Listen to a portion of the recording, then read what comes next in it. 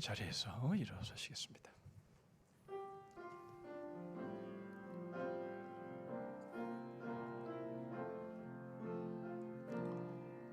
주님과 함께하는 이 고요한 시간, 주님의 보좌 앞에 내 마음을 쏟네. 모든 것 아시는 주님께 감출 것 없네. 내 마음과 정성 다해 바라나이다. 온 마음 다해.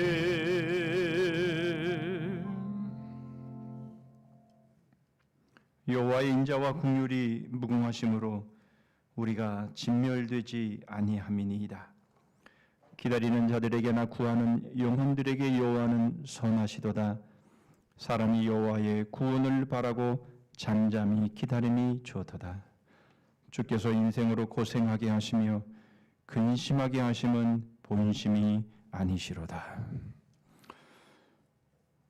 인자와 긍휼이 무궁하신 우리 하나님, 오늘도 하나님의 거룩한 존전에 올라와 하나님을 기쁨과 감사함으로 그리고 자유함으로 예배케 하심을 감사합니다.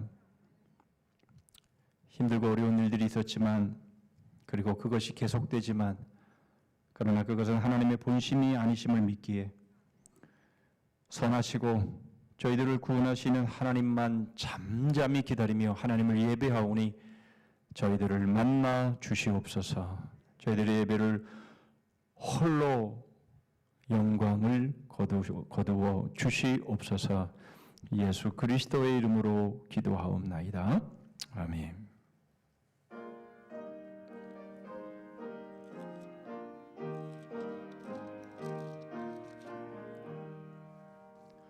멸류관 벗어서 주 앞에 드리세. 저 천사 기쁜 노래가 온 땅에 퍼지네. 내 혼아 깨어서 주 찬송하여라. 온 백성 죄를 속하신 만왕의 왕일세. 멸류관 벗어서 주 앞에 드리세. 그 손과 몸의 상처가 영광 중 빛나네. 하늘의 천사도 그 영광 보고서 고난의 신비 알고 자들은 모하도다.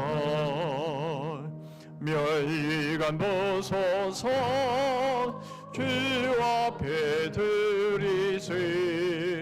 온 세상 전쟁 그치고 참 평화 오겠네. 주 보좌 앞에서 온 백성 엎드려 그 한량없는 영광을 늘 찬송합니다.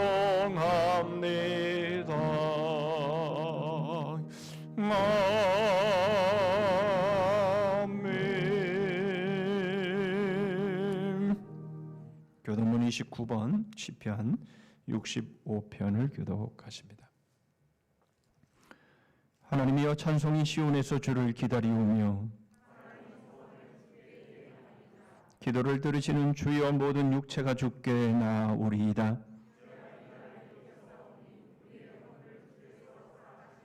주께서 택하시고 가까이 오게 하사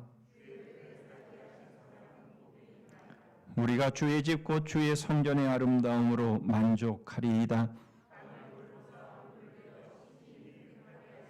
하나님의 강에 물이 가득하게 하시고 초장은 양떼로 옷 입었고 골짜기는 곡식으로 덮였음에 아멘. 전능하사 천지를 만드신 하나님 아버지를 내가 믿사오며 그 외아들 우리 주 예수 그리스도를 믿사오니 이는 성령으로 잉태하사 동정녀 마리아에게 나시고 본디오 빌라도에게 고난을 받으사 십자가에 못 박혀 죽으시고 장사한 지 사흘 만에 죽은 자 가운데서 다시 살아나시며 하늘에 오르사 전능하신 하나님 우편에 앉아 계시다가 저리로서 산자와 죽은 자를 심판하러 오시리라. 성령을 믿사오며 거룩한 공회와 성도가 서로 교통하는 것과 죄를 사하여 주시는 것과 몸이 다시 사는 것과 영원히 사는 것을 믿사옵나이다. 아멘.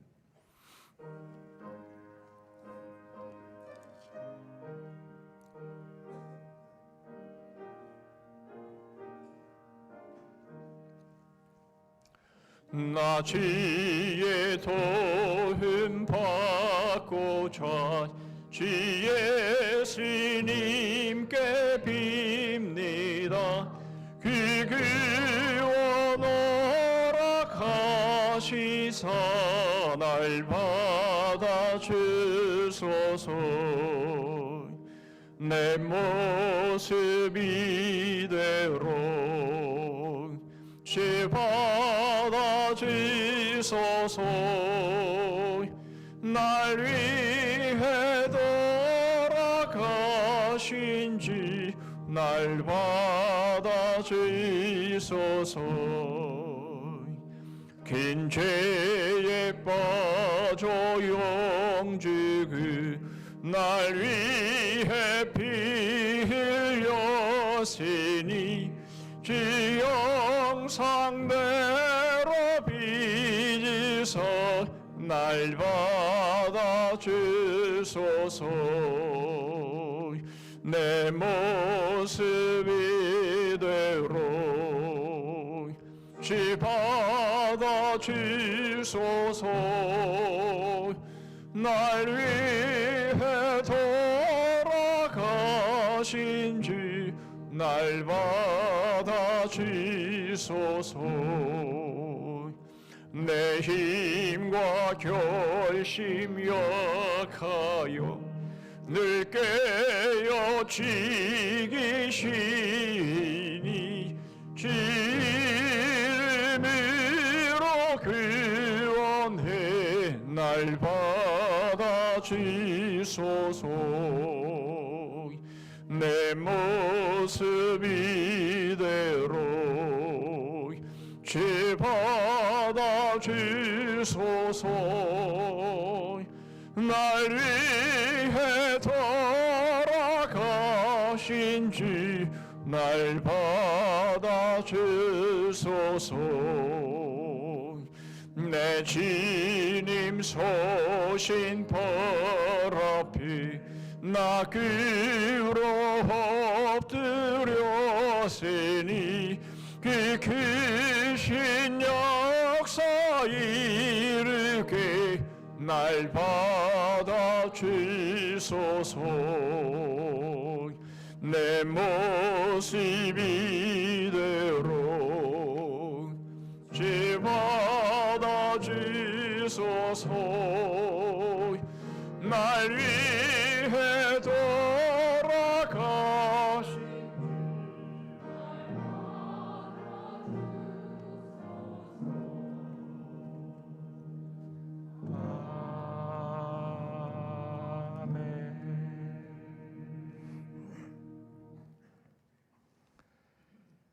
사랑과 은혜가 많으시고 자비하신 하나님 아버지, 찬양과 감사와 영광을 드립니다. 오늘 저희들에게 거룩한 주일을 허락하시고 주님의 보좌 앞에 나아오게 하시니 감사합니다. 성령의 인도하심을 따라 거룩한 삶을 살아야 하지만 그렇지 못했음을 고백합니다. 주님을 신뢰하기보다는 나의 경험과 판단을 의지하고 주님의 말씀에 순종하기보다 세상의 이유 분리를 따져 살아왔음을 고백합니다. 세상으로 향했던 우리의 어리석음을 용서하시고 하나님만 바라보는 참된 믿음을 소유하게 하소서. 사랑의 하나님, 벌써 5월의 마지막 주가 되었습니다. 하나님의 창조 섭리 가운데 시간은 흘러가고 삶도 계속되고 있지만 시간이 흐를수록 저희의 육신은 점점 쇠약해져 가고 있음을 느낍니다. 비록 나이 먹는 것이 슬퍼할 일은 아니지만 쇠약해가는 저희의 모습을 보며 인간의 연약함을 느끼지 않을 수 없습니다. 시간의 노예가 되어 살아가는 저희들을 긍휼히 여겨 주시옵소서. 하나님 없이는 도무지 살아갈 수 없는 족속들입니다. 하나님, 흐르는 시간 속에서 저희의 믿음이 퇴보하지 않기를 원합니다. 비록 몸은 노쇠하나 천국의 소망은 더욱 선명해지고 육신은 약해지지만 저희의 믿음은 더욱 강해지기를 원합니다. 끝을 모르고 위세를 높여만 가던 코로나19 감염병이 드디어 멈칫하는 기세가 느껴집니다. 백신 접종률이 점점 높아져 감에 따라 긴 터널의 끝이 보이는 느낌입니다. 지난 1년여의 기간 동안 저희 성도들 코로나19로부터 지켜주시고 여기까지 오게 하여 주심을 감사드립니다. 이제 예전의 그 소소한 일상들이 곧 회복될 수 있겠다는 희망이 생기기 시작하지만 그러나 인간의 짧은 지혜로 어찌 미래의 일을 예단할 수 있겠습니까? 저희들 신라 같은 희망 속에서도 오직 주님만 붙잡고 기도하며 나아갈 터이니 부디 저희를 긍휼히 여기사 저희를 지켜주시고 이끌어 주시옵소서. 이제 다음 달이면 저희 교회가 설립 60주년을 맞고 새로이 피택된 일꾼들이 임직하는 행사가 계획되고 있습니다. 비록 아직은 많은 수가 모여 성대하게 치르기는 힘들지만 모든 성도들이 마음속으로 참여하여 기뻐하고 격려해주는 그런 행사가 되게 하여 주시옵소서. 지난 60년 동안 교회의 어려운 고비마다 함께하여 주시며 저희를 선한 길로 인도하여 주셨듯이 이번에도 저희의 마음을 모아주시고 힘을 모아주셔서 잘 극복해내게 하여 주실 줄 믿습니다. 부디 허락하여 주시옵소서. 전 세계를 강타한 코로나 바이러스로 인하여 지금까지 한 번도 겪어보지 못한 어려움 속에서 더욱 힘들어하실 해외의 여러 선교사님들 부디 주님께서 그들의 안전과 건강 지켜주시고 선한 길로 인도하여 주시옵소서. 마스크로 힘든 호흡 가운데서도 힘껏 목청 높여 찬양드리는 성가 대원들의 헌신을 주님의 이름으로 축복합니다. 여러 가지 어려움 속에서도 묵묵히 말씀과 기도로 성산교회를 이끌고 계시는 담임 목사님, 늘 성령 충만케 하여 주시고 성도들과 눈을 마주치면서 아픈 곳을 어루만져주고 위로해주는 잔잔한 목회 하시게 하여 주시옵소서.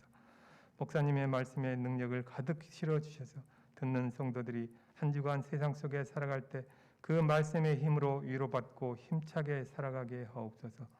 고난의 잔을 말없이 마시며 눈물로 기도하시는 예수 그리스도의 이름으로 간절히 기도드리옵나이다. 아멘.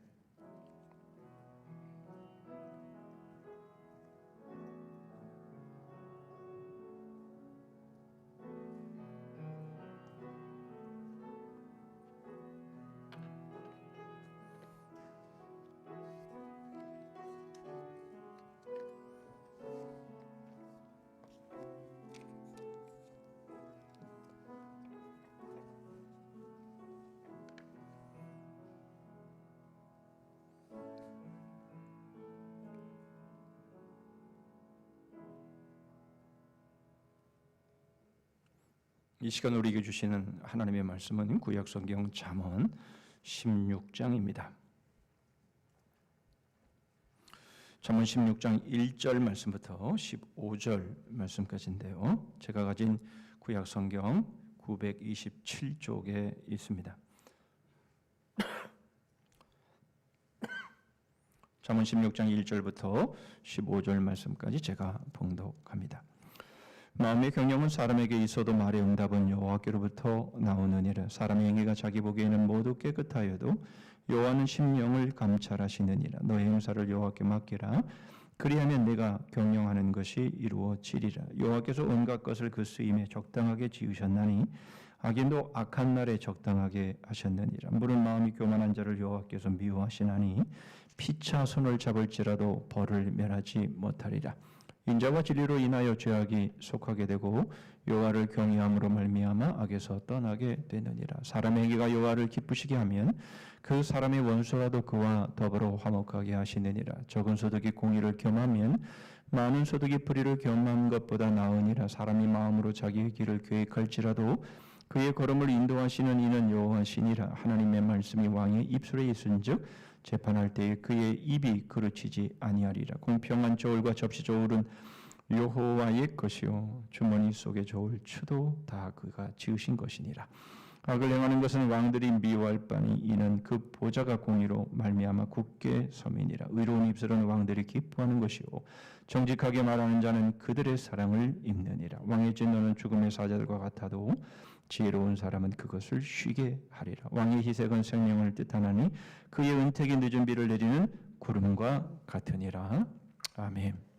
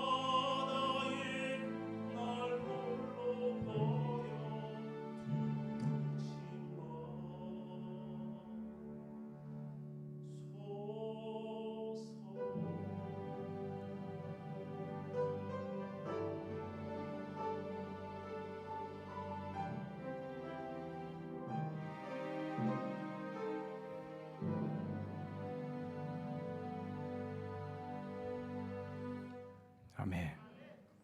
하나님 아버지, 저희들이 살아가는 인생이 얼마나 깊은 바다인지, 하나님, 저희들이 절망 가운데서 절실하게 느끼게 됩니다. 때로는 저희 자신을 의지하는, 그래서 잘못된 항해의 길로 가는 순간일지라도 저희를 놓지 마시며 저희를 포기하지 마시기를 구합니다.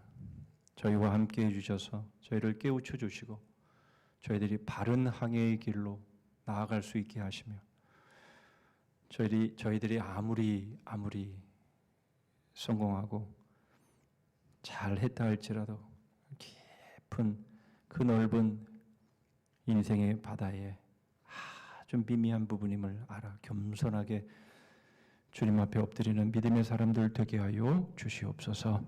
베푸신 주의 은혜와 주의 사랑에 감사해서 이 시간 저희 마음을 물질에 담아 하나님 앞에 올립니다. 모든 것이 하나님의 것이며 하나님의 것으로 저희들에게 맡겨주셨음을 고백하여 수입의 11조를 드립니다. 범사에 감사하며 생일 맞아 감사합니다.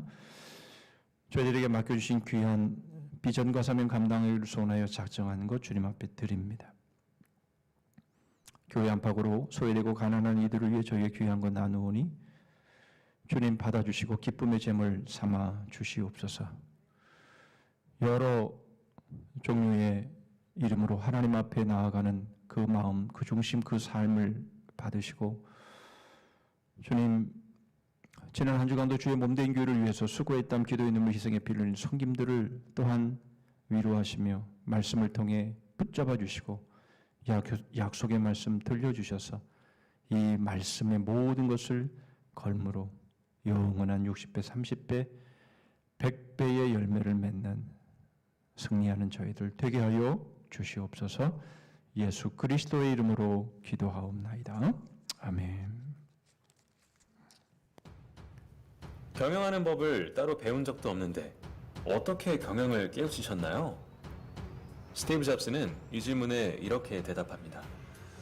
제가 수년간 사업을 하면서 깨달은 게 하나 있습니다. 왜 그 일을 하는가? 저는 항상 이 질문을 던지곤 했는데요. 그럴 때마다 매번 듣게 되는 대답은 이것이었습니다. 원래 그렇게 하는 거야. 아무도 자신이 지금 하고 있는 일을 왜 하는지 몰랐고, 아무도 자신이 하고 있는 일에 대해 깊이 생각하지 않고 있었죠. 스티브 잡스는 왜 이런 생각을 하게 되었을까요? 그는 자신이 직접 겪은 일을 예로 들면서 이런 생각을 하게 된 이유를 설명합니다.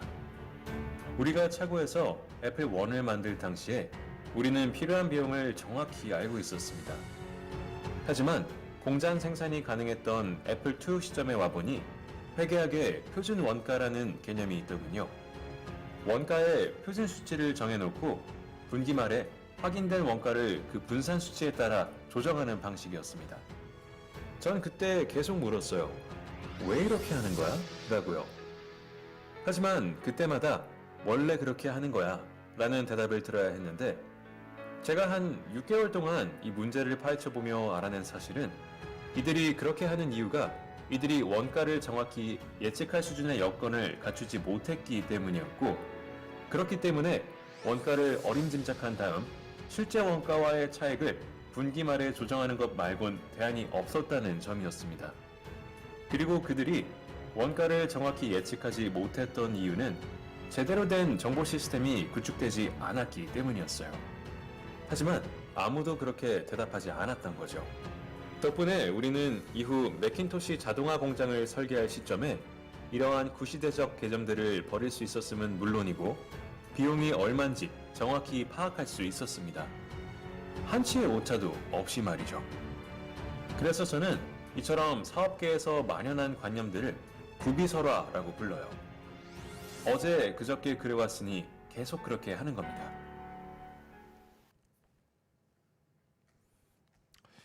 스티브 잡스는 세상을 떠났지만 그 이름은 계속해서 회자되고 있고 앞으로도 계속 회자될 것입니다. 왜냐하면 그가 창업한 애플이라고 하는 브랜드가 계속 남아 있을 것이기 때문이기도 하지만 그는 여러 신화들을 만들어낸 그런 경영의 전설이 되었기 때문에 그런 것이죠. 다시 말하면 경영을 잘 했기 때문입니다. 사람들은 해오던 일들을 아무런 생각 없이 반복합니다. 그런 모습으로는 혁신은 불가능하며 경영을 더 잘해 나갈 수는 없는 것이죠. 그래서 스티브 잡스는 그런 말을 했다고 하죠. 이 동영상 뒷부분을 보면 경영은 천재가 아니더라도 얼마든지 잘할 수 있다. 왜? 라는 질문에 달려 있다. 이렇게 말하고 있습니다. 여러분, 이 세상의 모든 것은 사실 경영에 달려 있습니다. 개인의 삶도 가정의 삶도 직장과 사업 그리고 심지어는 종교의 삶까지도 모두 경영에 달려 있습니다. 오늘날 우리에게 들려오는 사건과 사고의 소식 또한 재앙의 소식 또한 바로 이 경영, 바로 이것을 잘 못했기 때문에 결국 일어나는 일들인 것이죠. 그제 뉴스를 보니까 콩고에 니라공고 화산이 19년 만에 폭발을 해서 주민들이 피난 가는 모습을 영상을 통해 볼 수 있었습니다. 그 가난한 나라의 가난한 그 사람들 오죽했으면 그 위험한 데서 살겠습니까마는 그러나 그 화산이 또 폭발을 하는 상황 속에서 이제 몸만 추스려서 가족들과 함께 떠나는 그 모습을 영상을 통해 보면서 와, 그 삶이 얼마나 곤고할까 하는 생각을 해보게 됩니다. 그런데 사실 이 화산 폭발도 경영을 잘못했기 때문에 일어나는 일이고 그 피해가 주민들에게 불행으로 고스란히 안겨지고 있다라는 것이죠. 무슨 화산이 폭발했는데 거기에 무슨 경영이 들어가느냐라고 생각할지 모르겠습니다만은 분명 경영을 잘못했기 때문에 일어나는 일들입니다. 오늘 이것에 대해서 생각해 보려고 합니다. 오늘 본문의 주제는 경영입니다. 말씀드린 것처럼 경영은 우리들의 모든 삶의 열쇠입니다. 경영을 어떻게 하느냐에 따라서 우리의 인생은 달라지게 되어 있습니다. 그러므로 여러분 당연히 이 경영은 지혜와 연결이 되어 있는 것이죠. 그러므로 여러분 지혜는 있으면 좋고 없어도 그만 그것이 아닙니다. 이 지혜는 반드시 있어야 되는 것이며 그 지혜를 통해서 경영이 이루어져야만 이 땅에서도 그리고 영원히 여러분 우리에게 잘 되는 일이 있게 되는 겁니다. 오늘 우리는 이 경영의 문제점 또는 경영의 어려움 그것이 무엇인지를 먼저 살펴볼 것이고요. 두 번째로는 그렇다면 이 경영의 문제, 이 어려움을 어떻게 해결할 수 있는지 그리고 이 경영의 어려운 문제가 해결된 바로 그 제대로 된 삶은 어떤 것이어야 되는지에 대해서 살펴보겠습니다. 먼저 경영의 문제점, 경영의 어려움 그것이 무엇인지를 1절을 통해서 보시면 마음의 경영은 사람에게 있어도 말의 응답은 여호와께로부터 나오느니라. 여러분 이 말씀은 우리가 잠언을 다 모르더라도 우리가 익히 잘 알고 있는 말씀입니다. 9절에도 이렇게 소개되고 있죠. 사람이 마음으로 자기의 길을 계획할지라도 그의 걸음을 인도하시는 이는 여호와시니라. 잠언 19장 21절에도 사람의 마음에는 많은 계획이 있어도 오직 여호와의 뜻만이 완전히 서리라. 결국 이 경영을 우리가 계획이다 이렇게 바꾸어서 말할 수 있는 거죠. 사람이 많은 계획을 세울지라도 그렇죠. 응답은 그 뜻은 하나님의 뜻이 이루어진다 이 말씀을 하고 있는 겁니다. 결국 경영을 잘한다라는 말은 계획이 성취된다라는 말과 같은 것이죠. 여러분 계획 없는 사람이 어디 있습니까?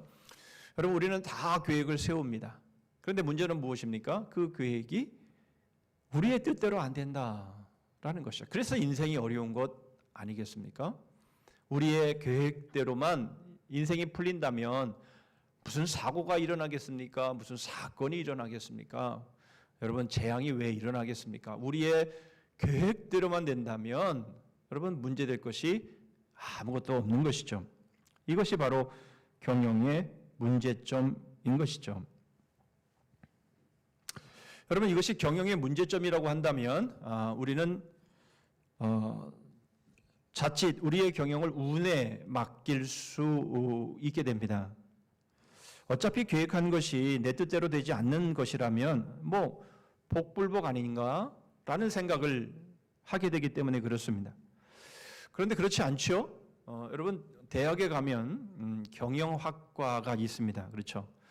저는 경영학과하고 경제학과가 뭐가 다른지 아직 잘 모르겠습니다만 어쨌든 경영학과라는 것이 있습니다. 경영학과는요 공부 잘하는 학생들이 가는 학과입니다. 그렇죠? 뿐만 아니라 기업 경영을 해야 될 CEO들은 반드시 경영 수업을 받아야 합니다. 경영 수업을 받지 않고 기업을 경영할 수는 없기 때문에 그렇습니다. 무슨 말입니까? 여러분 우리가 동영상을 통해서 본 것처럼 왜라는 질문만 잘 던져도 경영을 잘 할 수 있다라는 거죠. 그렇다면 경영은 비록 우리의 뜻대로만 되지 않지만 그럼에도 불구하고 우리의 뜻대로 또 될 수 있다라는 것을 우리에게 말해주는 것 아니겠습니까? 분명 그렇습니다. 그러나 이런 것은 사실 경영만 그런 것은 아니죠. 우리의 인생 전반이 그렇습니다. 그러하기에 여러분 우리의 인생은 운명에 달려있는 것이 아니죠. 운명에 의해서 결정되는 것이 결코 아닙니다. 우리의 인생은 복불복이 아닌 겁니다. 우리는 구비설화, 즉 사람들의 구전을 통해서 입에서 입으로 전해 내려오던 방식대로 우리는 살면 안 됩니다. 우리는 그러한 방식에 우리는 왜라는 질문을 던져야 합니다. 그런데 한 가지 더, 왜 우리는 이 질문을 던져야 되는지도 알아야 됩니다. 다시 말하면 왜라는 말에 왜를 또 한 번 붙여야 된다라는 겁니다. 그게 바로 오늘 제목인 왜의 왜입니다. 그 이유가 오늘 1절에서 말씀하고 있는 내용이 되겠습니다. 사람은 경영을 해야 합니다. 다시 말하면 사람은 계획을 세워야 합니다. 그렇죠? 사람이 경영을 할지라도 사람이 계획을 세울지라도 세워야 된다는 것이죠. 여러분 계획을 세우지 않고 일을 추진하지 않는다면 어떤 일도 일어나지 않습니다. 다시 말하면 운명에 맡기고 자신은 아무 일도 하지 않고 책임을 지지 않는다면 어떤 일도 어떤 성장도 어떤 발전도 일어나지 않는다는 것이죠. 또한 남이 해오는 대로 하면 거기에는 아무런 혁신도 일어나지 않습니다. 그냥 뭐 남이 살아가는 것처럼 밖에는 살 수 없는 것이죠. 그래서 여러분 경영을 해야 되는데 경영을 잘 해야 합니다. 계획을 세우고 일을 추진해야 합니다. 왜라는 질문을 던지면서 최선을 다해서 맡겨진 일을 효율적으로 해야 하는 것이죠. 그런데 사실 그게 전부는 아닙니다. 왜라는 질문을 던져서 성공하는 그런 삶의 모습도 여러분 우리 앞에 펼쳐지지만 그러나 그것은 진정한 성공이 아니기 때문에 그렇습니다. 우리는 왜라는 질문 앞에 다시 왜 우리는 왜라는 질문을 던져야 되는지를 생각해 보아야 하는 겁니다. 왜 그렇습니까? 말의 응답은 다시 말하면 그 최선을 다한 결과는 하나님께 있기 때문에 그런 것이죠. 여러분 우리는 이것을 잘못 이해하면 이렇게 이해할 수 있습니다. 아무리 최선을 다해도 하나님은 그 최선과 관계없이 응답하신다. 우리는 그런 오해를 할 수가 있습니다. 그렇지 않죠. 여러분 일반 은총만 보더라도 그렇지 않습니다. 적게 심으면 적게 거두고 많이 심으면 많이 거두고 안 심으면 안 납니다. 열심히 사업을 해야 열심히 공부를 해야 여러분 그 결과와 열매가 있는 것이지. 여러분 이것이 바로 우리의 보편적인 삶인 것이죠. 그러나 여러분 잊지 말아야 될 것이 하나가 있는데 그것은 바로 항상 그렇게 되는 것은 아니라는 데 문제가 있는 겁니다. 때로는 최선을 다했는데 안 될 수가 있죠. 또 때로는 최선을 다하지 않았는데 잘 될 수도 있는 겁니다. 우리는 이것을 불의하다 내지는 불합리하다 또는 공정치 못하다 이런 말로 이해를 합니다. 여러분 왜 그렇습니까? 이걸 물어야 되죠. 왜 그렇죠? 최선을 다했는데도 왜 안 됩니까? 또 설렁설렁 하는 것 같은데 왜 됩니까? 왜 그렇죠?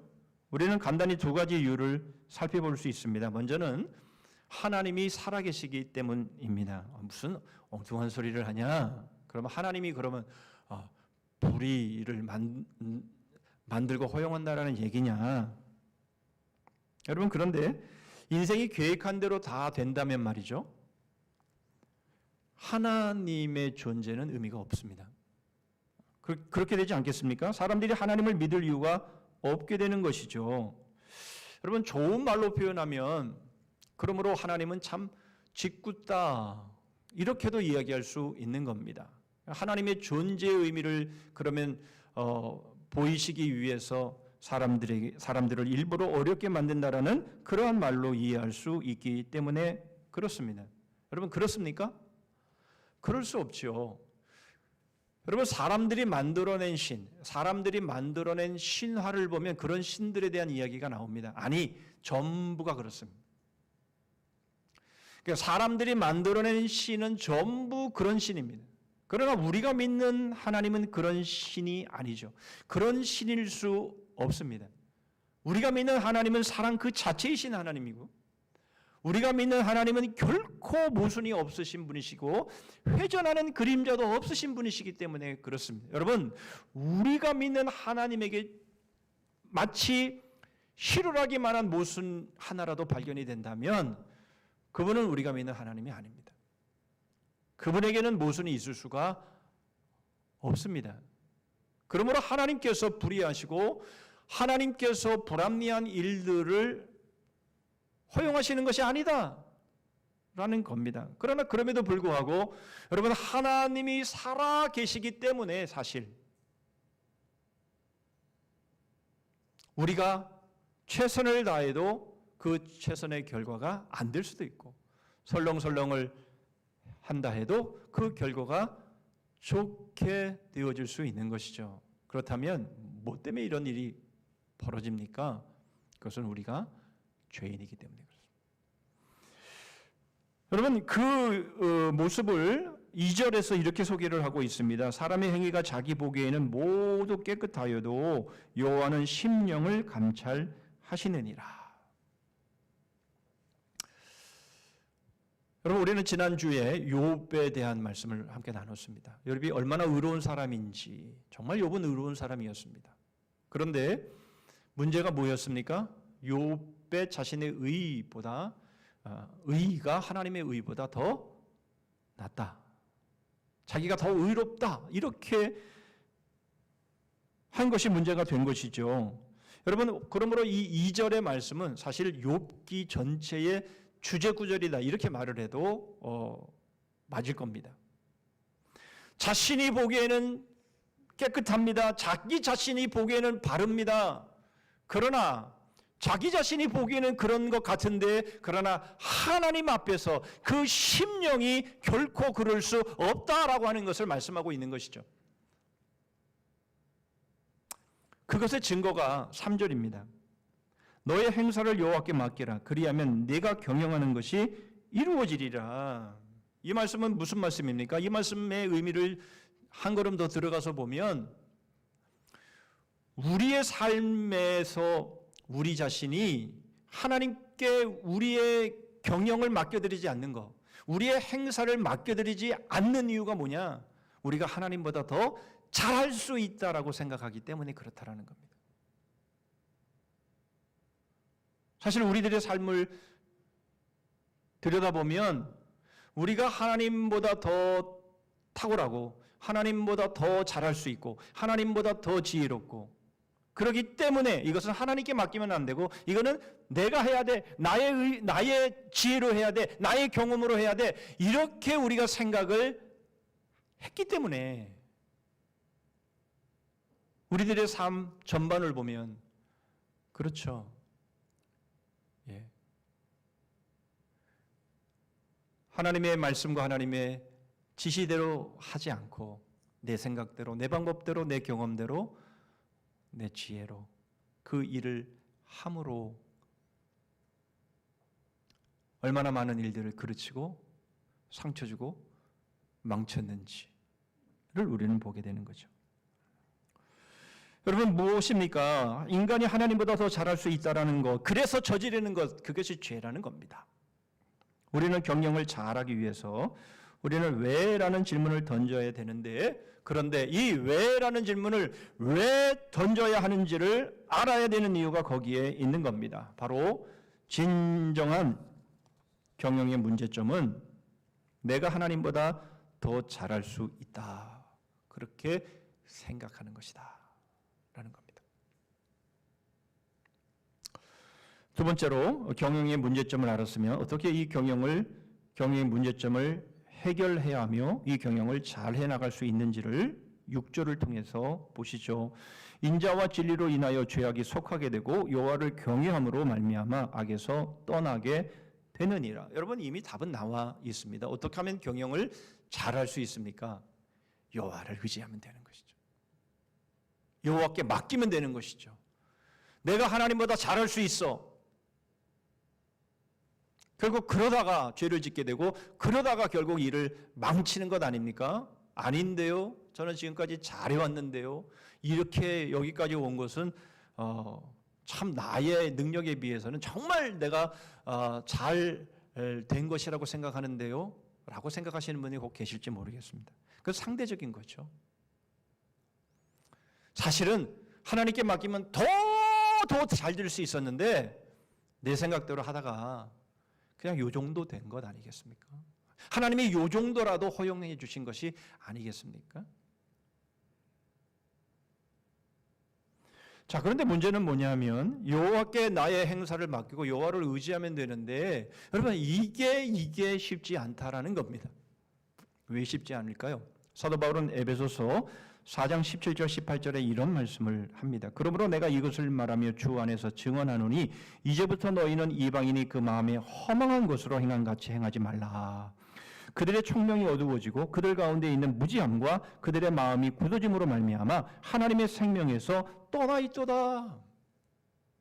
왜 우리가 하나님보다 더 잘할 수 있다라는 이런 생각을 하느냐? 그것은 무지하기 때문이며 그의 마음이 굳어져 버렸기 때문이다. 그러므로 그가 하는 모든 일들은 허망하다, 이렇게 말씀합니다. 누구를 말하고 있는 것이죠? 하나님을 믿지 않는 사람들. 여러분, 그들의 경영은 헛되고 허망하게 끝나버릴 것이다, 이렇게 말씀을 하고 있는 겁니다. 그런데 여러분, 그들만의 문제라면 괜찮은데, 여러분, 우리도 내가 하나님보다 더 잘할 수 있다라고 생각하는 여러분 그러한 모습들이 있다라는 겁니다. 사도 바울은 로마서 1장 21절 22절에 이렇게 말합니다. 하나님을 알되 하나님을 영화롭게도 아니하며 감사하지도 아니하고 오히려 그 생각이 허망하여지며 미련한 마음이 어두워졌나니 스스로 지혜 있다 하나 어리석게 되어. 여러분, 이것은 하나님을 안 믿는 사람들에 대한 것 아닙니까? 많은 그럼에도 불구하고 여러분, 우리가 스스로 지혜롭게 여김으로 인해서 결국 일을 그르치게 만들고 스스로 어리석게 되어버리는 모습, 그 모습이 아직도 우리 안에 남아 있다라는 것이죠.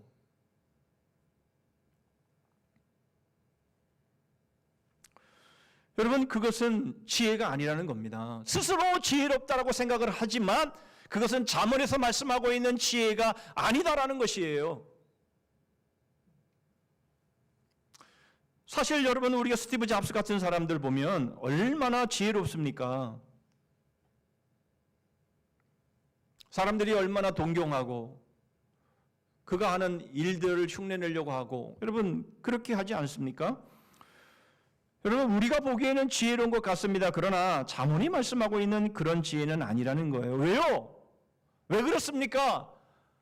왜의 왜를 묻지 않았기 때문에 그렇다라는 겁니다. 그래서 여러분, 우리는 왜의 왜를 물어야 하는 겁니다. 6절입니다. 인자와 진리로 인해서 죄악이 속하게 되고, 인자와 진리로 인하여 죄악이 속하게 되고. 여러분, 경영의 문제가 무엇입니까? 경영의 진정한 문제가 무엇입니까? 그 죄라고 살펴봤습니다. 여러분, 그 죄의 결과가 어떠함을 창세기 3장 17절과 19절은 이렇게 말씀합니다. 아담에게 이르시되 네가 내 아내의 말을 듣고 내가 네게 먹지 말라 한 나무의 열매를 먹었은즉 땅은 너로 말미암아 저주를 받고 너는 내 평생에 수고하여야 그 소산을 먹으리라. 땅이 네게 가시덤불과 엉겅퀴를 낼 것이라. 네가 먹을 것은 밭의 채소인즉 네가 흙으로 돌아갈 때까지 얼굴에 땀을 흘려야 먹을 것을 먹으리니 네가 그것에서 취함을 입었음이라. 너는 흙이니 흙으로 돌아갈 것이니라 하시니라. 여러분, 이 세 구절은 우리의 인생의 엑기스입니다. 그렇죠? 하나님의 말씀을 어김으로 인해서, 결국 범죄함으로 인해서, 결국 타락함으로 인해서 경영에 문제가 생겼다라는 겁니다. 가시덤불과 엉겅퀴가 나게 되어서 여러분, 우리가 계획을 하고 하는 일들에 이것들이 우리를 방해하고, 그래서 땀을 찔찔찔찔 흘려야 겨우 먹고 살아가는 그런 삶을 살게 되었고, 그리고 그렇게 해봐야 결국은 흙으로 돌아가는 바로 인생이 되어버리고 말았다라는 것이죠. 경영 실패입니다. 여러분, 우리가 지지난주죠. 이 솔로몬의 전도서를 통해서도 우리가 보았습니다마는 지혜와 지식과 재주를 가지고 모든 수고를 해서 엄청난 기업을 이루었지만, 그러나 그것이 수고도 하지 아니한 자에게 유업으로 물려지게 되는 것, 이것이야말로 헛된 것이 아니냐, 이것이 큰 악이 아니냐, 여러분 이것이 인생이 아니냐, 그렇게 말하고 있는 것처럼 여러분, 우리의 경영이 정말 엄청난 성공을 이루고 엄청난 브랜드의 어떤 그런 가치를 높이면서 여러분 세계적으로 유명한 사람이 되었다 할지라도 결국 왜는 물었지만 왜는 묻지 아니함으로 인해서 결국 경영에 실패해버리고 마는 모습을 우리가 보는 것이죠.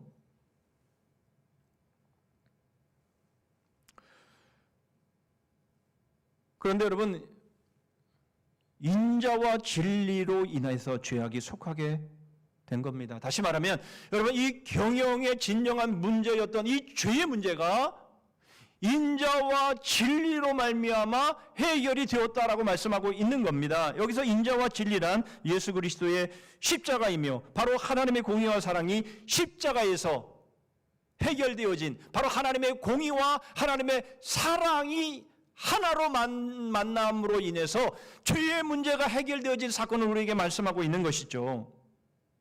여러분, 하나님의 인자와 진리가 한 자리에서 만나서 그 뜻을 이루는 것은 오직 십자가밖에 없습니다.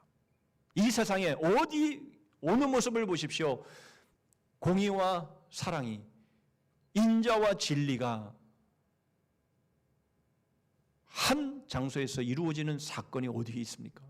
여러분, 그것은 십자가밖에 없습니다. 오늘 본문 14절을 이렇게 말씀하죠. 왕의 진노는 죽음의 사자들과 같아도 지혜로운 사람은 그것을 쉬게 하리라. 여러분, 공의로는요 죽어야 합니다. 이 진노를 받아서 이 심판에 죽어야 되는데, 그런데 이 진정한 지혜자 바로 예수 그리스도가 그 노를 십자가에서 쉬게 하셨다, 그렇게 말씀하고 있는 겁니다. 죄의 문제가 해결이 된 겁니다.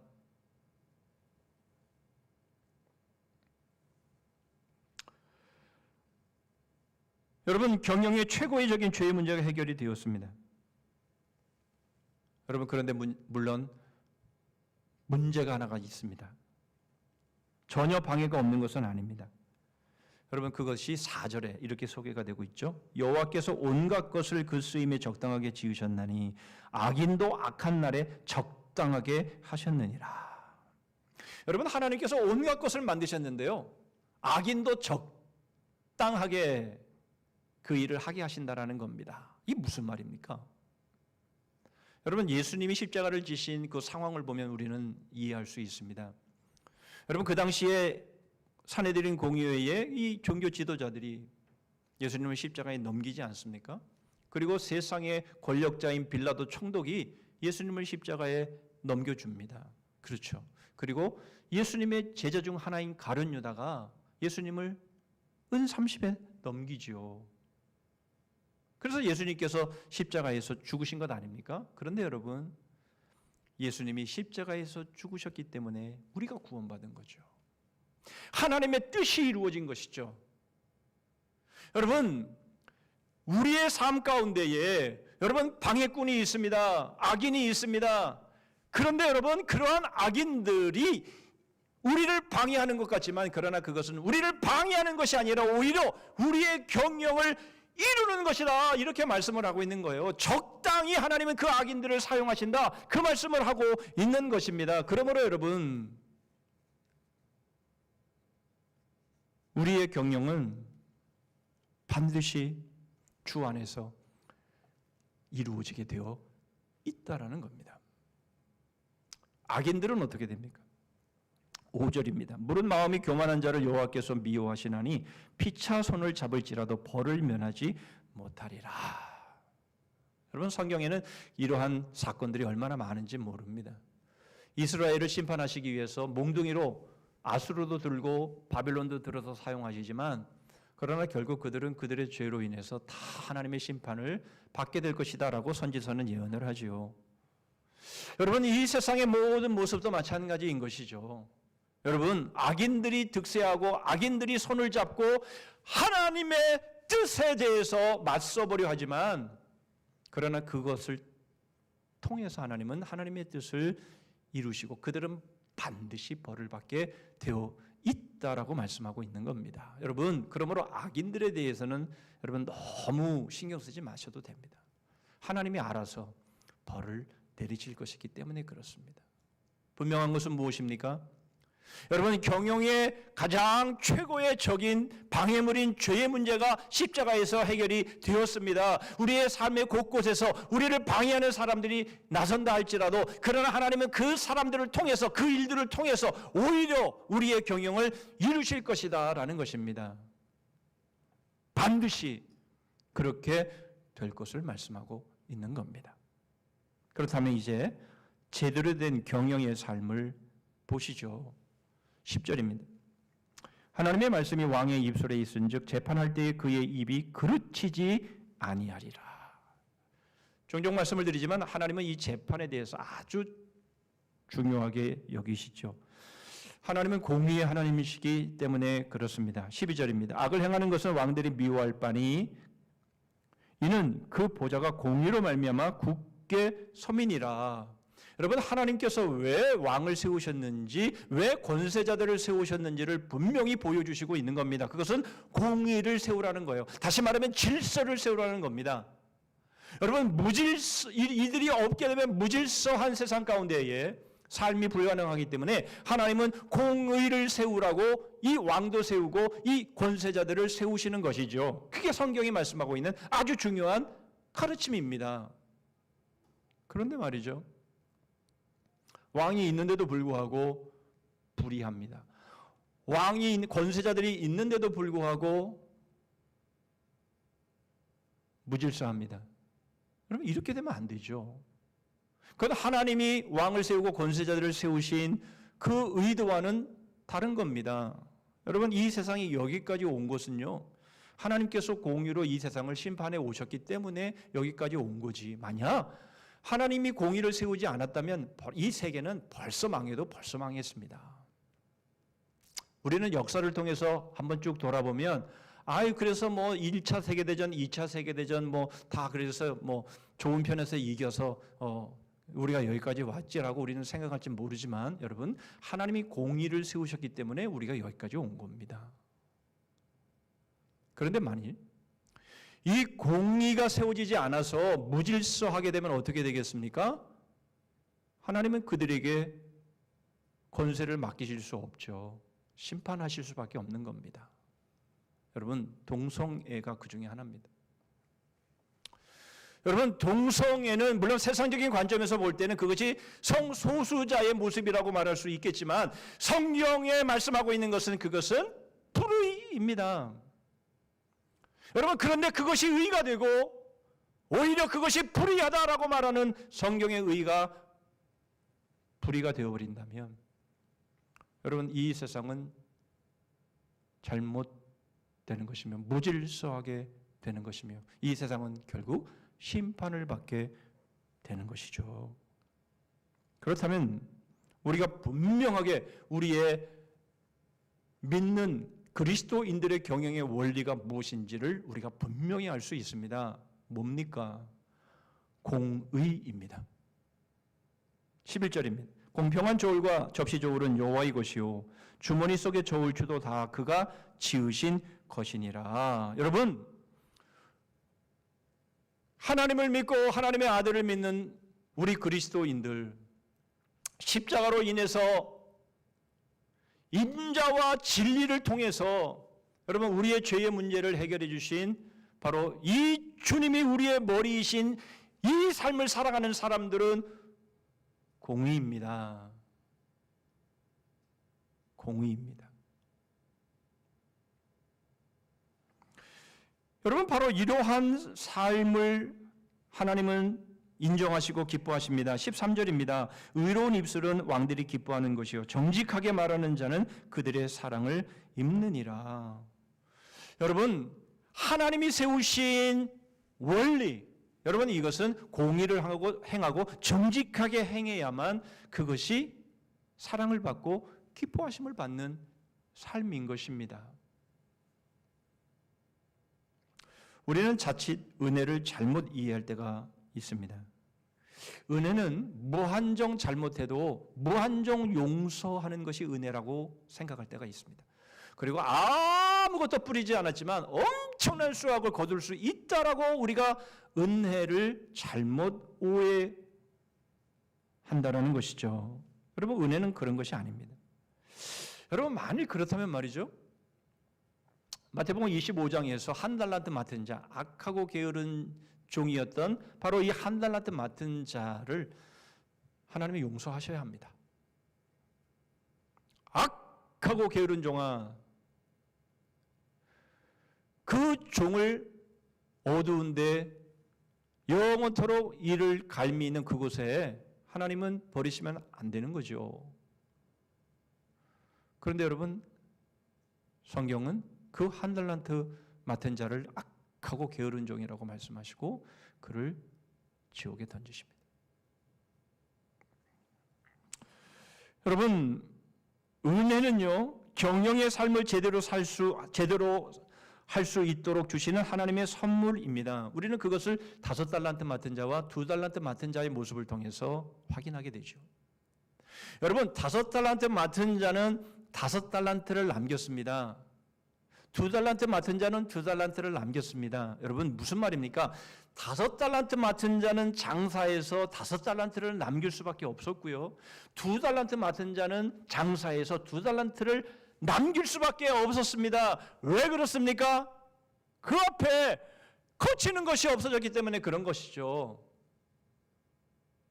이제 주 안에서 경영을 이루면 여러분, 그 경영은 다 되게 되어 있기 때문에 그렇습니다. 그러니까 5달란트로 장사를 했으니까 5달란트가 남은 겁니다. 2달란트를 장사했으니까 2달란트가 남은 겁니다. 그런데 그것을 두려워해서 1달란트를 땅에 감춰버리고, 내가 장사하다가 이것마저 잃어버리면 이 낭패가 어디 있어. 그러니까 차라리 그냥 감춰두자라고 했던, 믿음이 없었던 이 1달란트 맡은 자는 악하고 게으른 종이 되어버린 것이죠. 믿음이 없었던 겁니다. 무슨 말입니까? 여러분, 우리 앞에는 더 이상 거침이 없습니다. 비록 방해꾼이 나타나도 오히려 그 방해꾼 때문에 경영이 이루어지도록 하나님이 하신다니까요. 그러므로 여러분, 우리는 뿌리면 되는 겁니다. 심으면 되는 겁니다. 여러분, 겁내지 마십시오. 두려워하지 마십시오. 여러분, 그런 삶이 우리에게 약속되어 있고 보장되어 있다면 여러분, 우리는 공의롭게 살아갈 수 있습니다. 왜 거기에 잔머리가 들어가고, 왜 거기에 부정이 들어가고, 왜 거기에 비리와 불법이 들어갑니까? 하나님이 뿌린 대로 거두게 하시는데, 심은 대로 거두게 하시는데, 하나님께서 그 모든 방해물을 십자가에서 해결해 주셨는데 여러분 우리가 무엇이 겁이 나서 사람들의 눈치를 보고 사람들에게 뇌물을 갖다 바치고 여러분 부정을 저지르며 비리를 저지르면서 우리가 그렇게 해야 될 이유가 어디에 있느냐라는 것입니다. 여러분 그렇게 해서 얻은 성공이라면 그것은 하나님이 인정하시지 않습니다.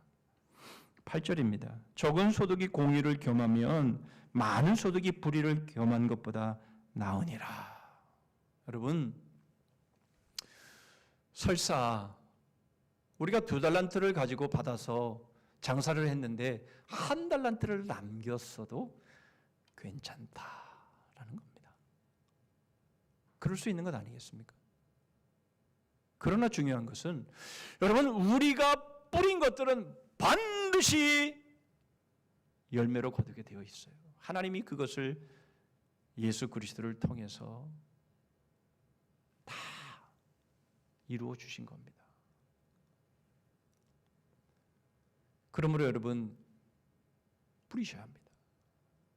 여러분 그래서 심으셔야 합니다. 여러분 뭐 이제 남은 인생이 얼마나 된다고 지금에서 뿌리게 이미 다 끝났어요.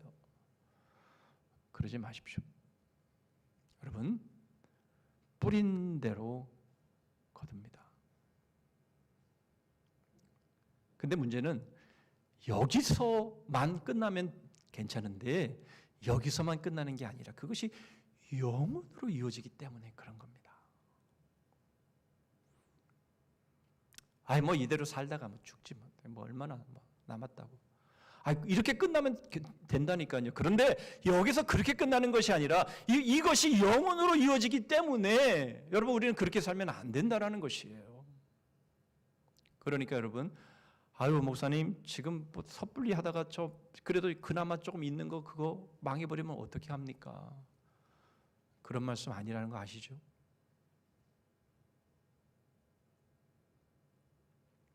여러분 우리들의 남은 모든 삶 바로 이것을 주의 복음에 주의 말씀에 심으면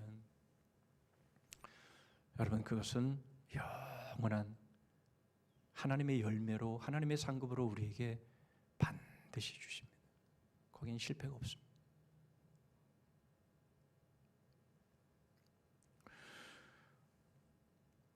여러분 15절입니다. 왕의 희색은 생명을 뜻하나니 그의 은택이 늦은 비를 내리는 구름과 같으니라. 여러분 하나님께서 우리에게 아들을 주셨어요.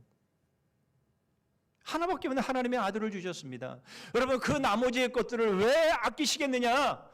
여러분 우리에게 생명을 주셨습니다. 우리에게 늦은 비까지도 아낌없이 내려주시는 하나님이십니다. 그러므로 여러분 왜를 물으십시오.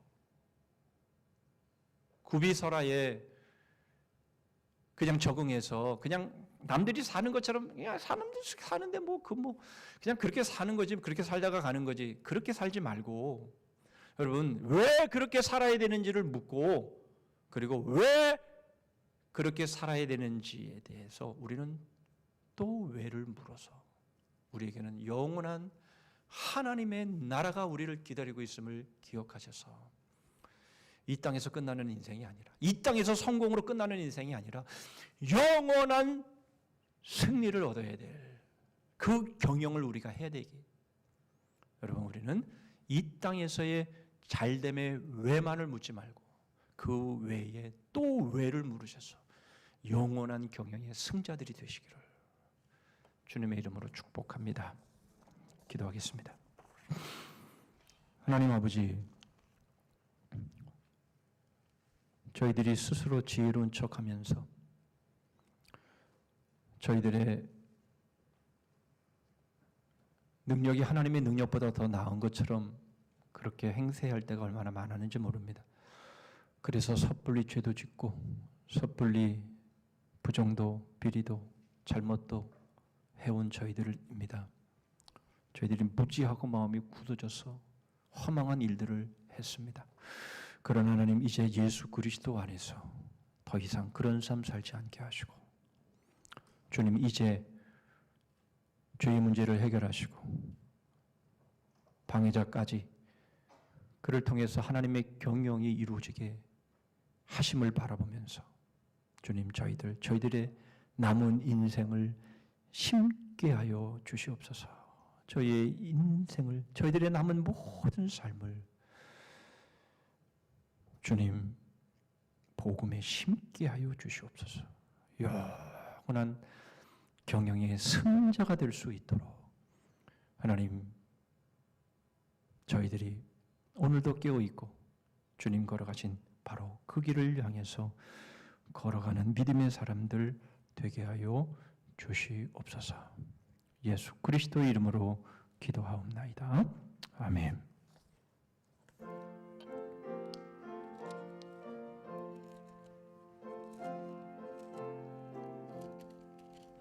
인내를 환 내게 인내의 주님, 인사원한 내게 인사의 주님, 신익을 환 내게 신의의 주님, 나의 마음속에 지금 오셨네. 나의 생명 되는 내 주 예수님, 영원토록 모셔 내 기쁨 넘치네. 말씀 위에 서서 내 뜻 버리고 감정을 버리고 말씀에 서니 불완전한 믿음 완전해지고 내가 이제부터 주만 붙드네. 나의 생명 되는 내 주 예수님, 영원토록 모셔 내 기쁨 넘치네. 나의 모든 욕심 던져버리고 내가 염려하며 계획하던 것 믿고 기도하며 주께 맡기고 주의 뜻을 따라 살기 원하네. 나의 생명 되는 내 주 예수님, 영원토록 모셔 내 기쁨 넘치네. 믿음으로 닻을 짙게 던지고 끊임없이 주를 찬송하면서 전에 나를 위해 일해왔으나 이젠 주만 위해 힘써 일하리. 나의 생명 되는 내 주 예수님, 영원토록 모셔 내 기쁨 넘치네. 나의 소망 되는 구주 예수, 이 세상에 다시 강림하겠네.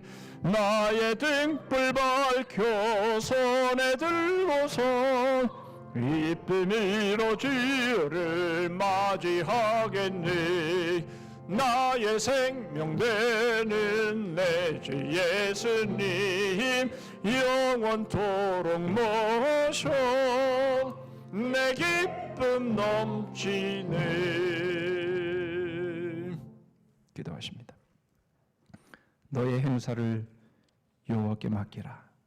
그리하면 내가 경영하는 것이 이루어지리라. 공평한 저울과 접시 저울은 여호와의 것이요 주머니 속의 저울추도 다 그가 지으신 것이니라. 지금은 우리 구주 예수 그리스도의 은혜와 하나님 아버지의 다함이 없으신 사랑과 성령 하나님의 교통하심과 복주심과 끝까지 승리케 하심이 영원한 경영의 승리자가 되기를 소원하여 이 땅에서의 외만 묻지 아니하고 그 외에 또 외를 물음으로 인해서 주님 걸어가신 그 길 따라 남은 모든 삶을 걸므로 그 경영이 영원한 승리로 주어지기를 소원하며 그렇게 살아가기를 결단하는 머리 숙인 주의 심령들을 위해 가정과 일터 위에 민족 거리 성산교회 그리고 열방 위에 이제로부터 영원토록 함께 하실지어다. 아멘.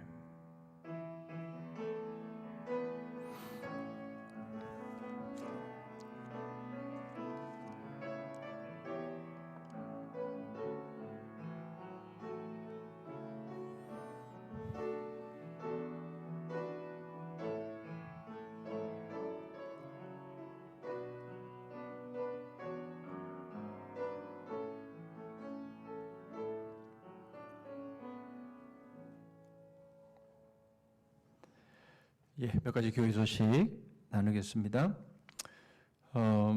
주보에 6월 중보기도 제목을 넣어드렸습니다. 6월 달은 참 뜻깊은 달이 됩니다. 우리 교회 설립 60주년의 달이기도 하고요. 이제 임직식을 저희들이 하게 되는데요. 이제 6월에 기도해야 될 기도의 제목들이 많이 있습니다. 여러분 그 기도 제목을 꼭 이렇게 한 번씩 읽으시면서 여러분 중보 기도해 주시면 대단히 감사하겠습니다. 설립 60주년을 맞는 교회가 정말 하나님이 기뻐하시고 하나님이 마지막 때에 사용하시는 그런 교회가 될 수 있기를 위해서 여러분 기도해 주시면 감사하겠고요. 이제 6월 26일 토요일 오후 2시에 저희들이 임직식을 이제 하게 되는데요. 2분의 장로님, 3분의 안수 집사님, 9분의 시무 권사님, 6분의 명예 권사님을 총 20분을 세웁니다. 이 일을 위해서 여러분 계속 기도하셔서 우리 교회가 60살에 맞는 그 나이에 걸맞는 바로 그러한 쓰임을 받는 교회가 될 수 있기를 위해서 여러분 기도해 주시기를 바라고요. 그 다음 날 6월 27일은 우리 설립 60주년 기념주일이 되겠습니다. 이날부터 원래 사경회 하기로 계획을 세웠었는데 사경회는 뒤로 하반기로 가게 됐고요. 이제 28일부터 5일 동안 3차 특별 새벽 기도회를 하게 됩니다. 이 모든 일들을 위해서 여러분 기도해 주셔서 물론 이제 이 백신 주사로 인해서 끝이 보이고 하는 그런 희망적인 모습들이 있지만 그럼에도 불구하고 아직도 힘들고 어려운 이러한 상황 속에서 여러분 6월달 교회 행사들을 통해서 힘을 얻고 또 더 하나가 되어서 힘차게 세워지는 그런 교회로 교회를 위해서 계속 기도해 주시면 감사하겠습니다. 이제 우리 새가족 공부를 마치고 이제 수료하시는 두 분 이제 저희 교회에 등록하셔서 이제 저희 교회 식구가 되어서 이제 함께 신앙생활을 하게 되실 두 분을 이제 소개를 하면서 환영을 하도록 하겠습니다. 우리 두 분 자리에서 일어서 주시면 감사하겠습니다. 이종대 성도님, 조금자 권사님, 자 앞으로 나오시겠습니다. 앞으로 나오시면 우리 환영의 찬송을 환영의 노래를 우리가 부를 텐데요. 가사 띄워 주시죠. 네, 자 뒤돌아서서 이렇게 권사님들 뒤돌아 주시고요. 이제 우리 축복합니다 할 텐데요.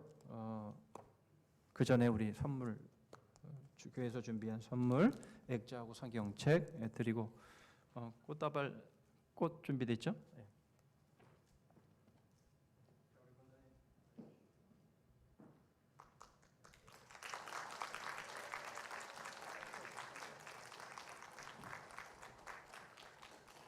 네, 환영하고요. 자, 우리 축복합니다. 우리 찬송하면서 우리 마음으로 우리 가족으로 환영하겠습니다.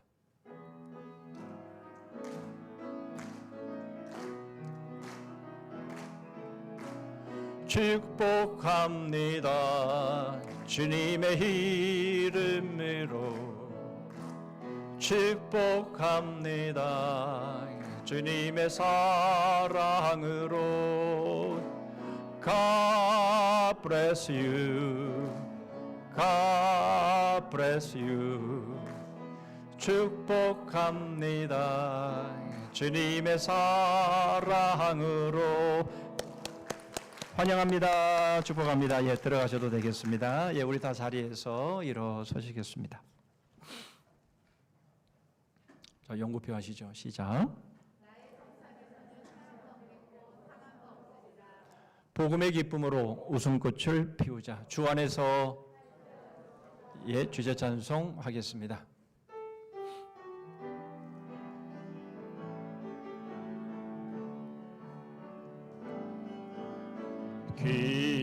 기뻐하며 승리의 노래 부르리.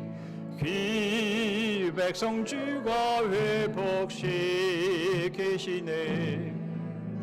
그 사랑으로 억눌렸던 자 모아 칭찬과 명성 얻게 하시는